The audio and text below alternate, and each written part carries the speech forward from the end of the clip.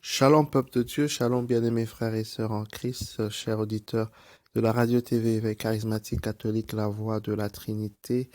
Ici votre frère Afi, je vous salue dans le puissant et précieux nom de notre Seigneur Jésus-Christ.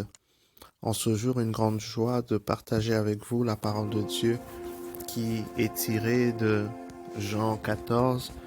Jean 14 à partir du verset 1. Jean 14, verset 1. Père, nous te bénissons, nous t'élévons, nous te glorifions, nous te donnons toute l'honneur, toute l'attention, toute la gloire en ce matin. Nous te disons merci pour le souffle de vie que tu donnes à chacun de nous. Merci pour ce rendez-vous divin que tu nous accordes d'honorer, Père.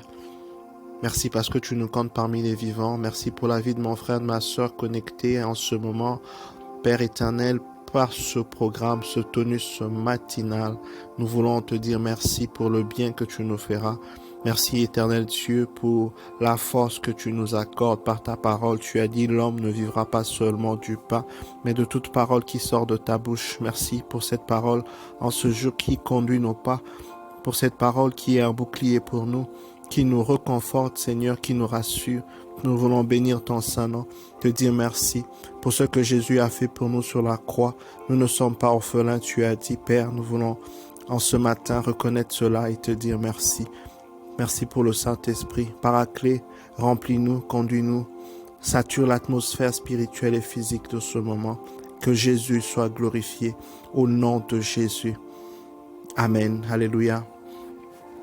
La Bible déclare, bien-aimés, dans le livre de Jean 14, à partir du verset 1, que votre cœur ne se trouble point, ne se trouble pas. Croyez en moi et croyez en Dieu et croyez aussi en moi. Dans la maison de mon Père, il y a beaucoup de demeures, sinon je ne vous aurais pas dit que je m'en vais pour vous préparer une place. Quand je serai allé et que je vous aurai préparé une place, je reviendrai et je vous prendrai près de moi, de sorte que vous soyez aussi là où je suis. Et vous savez le chemin pour aller où je vais. Alléluia. Je bénis Dieu pour cette parole en ce matin, bien-aimés dans le Seigneur. Le Seigneur est tellement bon qu'il prend le soin de nous rappeler ce que nous devons faire. Il prend le soin de nous enseigner, de nous instruire sur le chemin que nous devons apprendre, le chemin que nous devons, n'est-ce pas, aborder sur cette terre. On doit toujours se rappeler, bien-aimés, que nous sommes pèlerins sur terre. Nous sommes pèlerins, nous sommes en passage sur cette terre des hommes. C'est très important de toujours se le rappeler, comme le dit l'apôtre Paul. Nous sommes ambassadeurs de Jésus-Christ. Un ambassadeur qui est envoyé dans une patrie ou encore un pays étranger, y est pour un temps jusqu'au jour où cette personne, cet ambassadeur, ce représentant sera rappelé dans son pays d'origine. Notre patrie d'origine, c'est le ciel. C'est la maison de notre Père. C'est de là que nous sommes venus.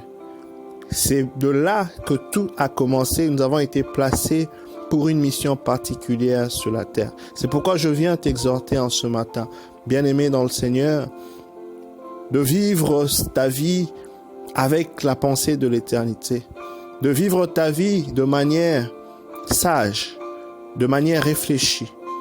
La Bible nous parle de la parabole de 5 vierges qui étaient sages et il y en a 5 qui étaient folles. Les folles n'ont pas pu le temps de prévoir de l'huile dont elles avaient besoin pour rencontrer l'époux. Les sages, au contraire, ont pris le temps de prévenir. Il y a un adage qui dit mieux vaut prévenir que guérir. Bien-aimés, dans la vie que nous sommes en train de mener sur terre, c'est très important que nous puissions vivre avec une pensée d'éternité. C'est très important que nous puissions nous rassurer, premièrement, que nous sommes en paix avec Dieu, que nous sommes en paix avec Dieu en premier et nous sommes en paix avec nos frères et sœurs autour de nous. Que nous fassions et posions des actes, des actions, des œuvres bien-aimées qui vont parler en notre faveur une fois que nous sommes plus sur cette terre des hommes. Ça commence maintenant. La préparation, c'est maintenant, ce n'est pas demain. Ne repousse pas au lendemain ce que tu peux faire aujourd'hui, bien-aimé. Le lendemain n'était pas garanti. La mort est le chemin de tous. Le plus important, c'est de nous rappeler. Le plus important, c'est de nous rassurer que nous nous préparons en conséquence, bien-aimés, pour être prêts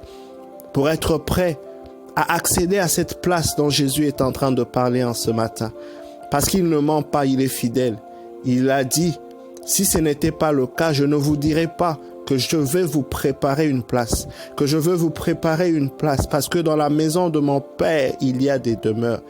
Il ne ment pas en le disant, mais il continue en disant vers le verset 4, Jean 14, verset 4, « Et vous savez le chemin pour aller où je vais. » La Bible déclare que Jésus est la vie, le chemin et la vérité. Il n'y a aucun autre nom par lequel nous soyons sauvés que le nom de Jésus-Christ de Nazareth. C'est très important, bien-aimés, à travers cette exhortation de ce tonus matinal, de prendre conscience qu'il est très important de nous rassurer d'être en paix avec Christ, d'être en paix avec sa parole. Qu'est-ce que sa parole nous dit de faire? Sommes-nous en conformité avec cela? Qu'est-ce que Dieu s'attend à ce que nous puissions faire? Est-ce que nous sommes en conformité avec cela? Quand nous regardons nos vies, quand nous regardons ce que nous faisons, est-ce que cela plaît à Dieu? Est-ce que notre vie est un sacrifice agréable auprès du Seigneur?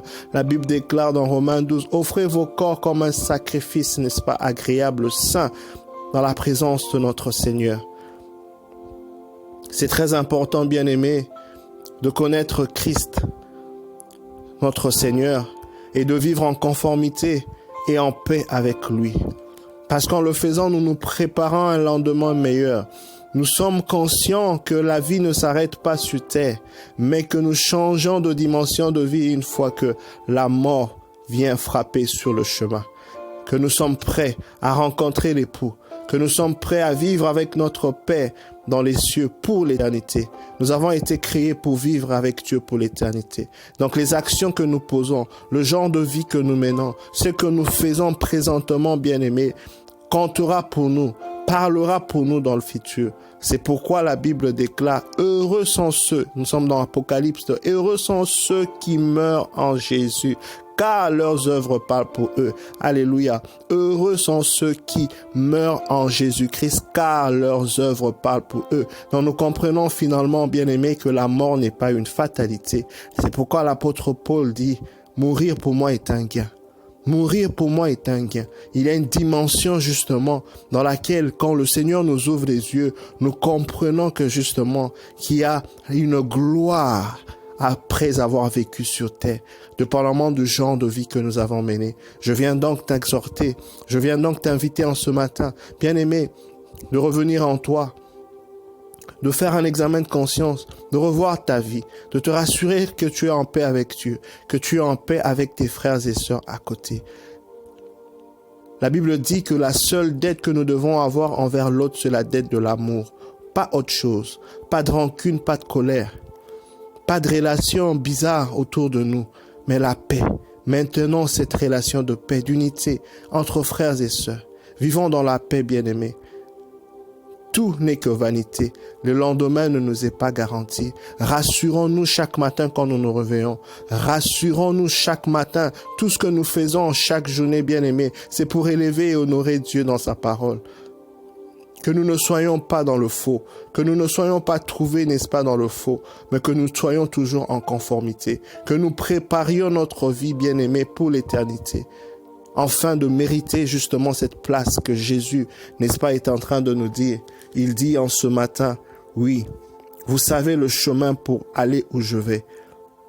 Arrête de vivre comme si le lendemain t'était garanti. Arrête de vivre comme si tu es sûr du lendemain. Non, bien-aimé.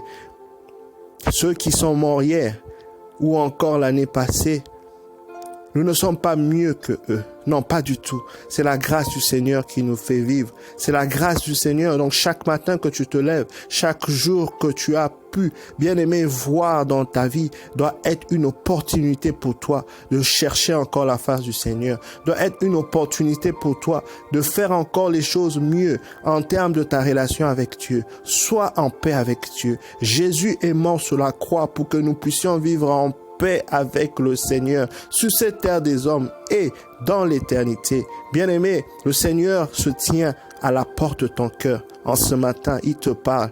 Il frappe à la porte de ton cœur.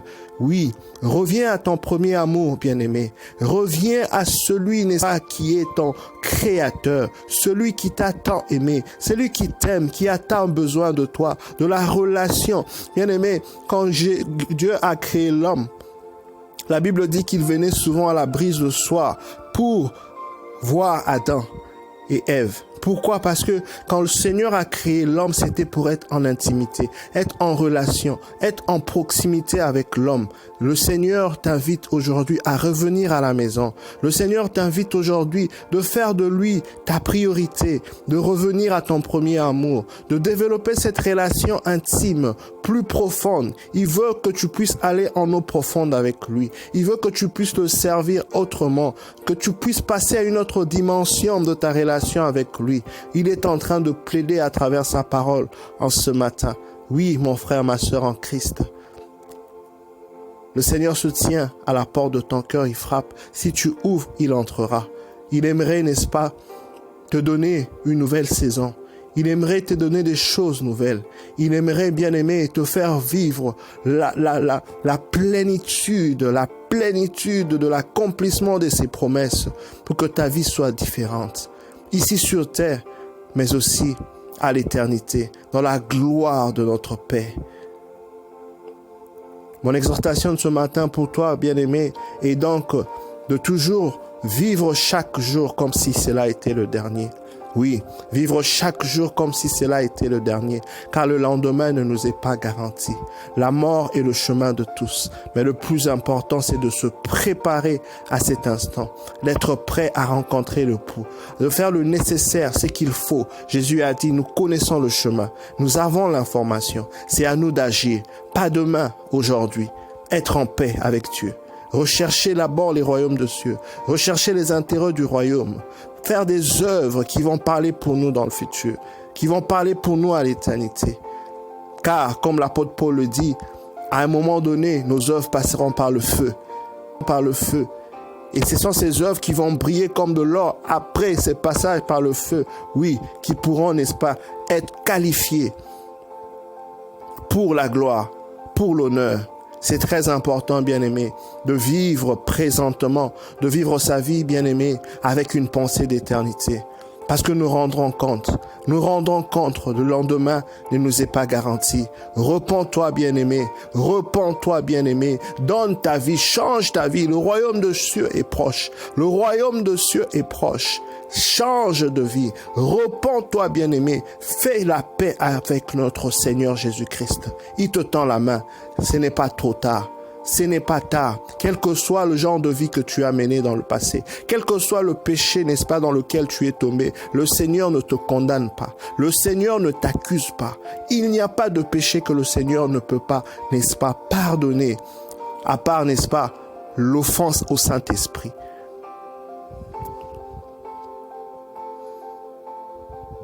À part le mépris du Saint-Esprit. Oui, bien-aimé, le Seigneur te tend la main. Il veut que tu rentres à la maison comme l'enfant prodigue. Il est là. La Bible dit quand l'enfant prodigue est rentré à la maison, le père a couru vers cet enfant. Dit cet enfant qui était mort a retrouvé la vie. Voilà le sentiment qui anime le Seigneur, qui te tend la main. Tu t'es peut-être éloigné de Dieu dans ta relation. Tu t'es peut-être éloigné de Dieu, n'est-ce pas, dans ton intimité avec lui. Mais il t'attend, il ne t'accuse pas, il ne te condamne pas, il t'attend à bras ouverts. La décision est à toi de saisir, la décision est à toi de prendre, bien-aimé. Il ne t'accuse pas, il ne te condamne pas, il n'est pas l'accusateur, c'est le diable qui est l'accusateur. C'est lui qui est la source de la culpabilité, le sentiment de culpabilité. Mais Dieu ne te condamne pas, c'est un Dieu de miséricorde, c'est un Dieu de compassion. Alléluia. Je prie que le Seigneur te fasse prendre conscience de la nécessité de revenir à la maison et de vivre en paix avec lui, pour que tu puisses vivre en paix avec lui aussi dans l'éternité. Sois béni, bien-aimé, et à très bientôt. Bye.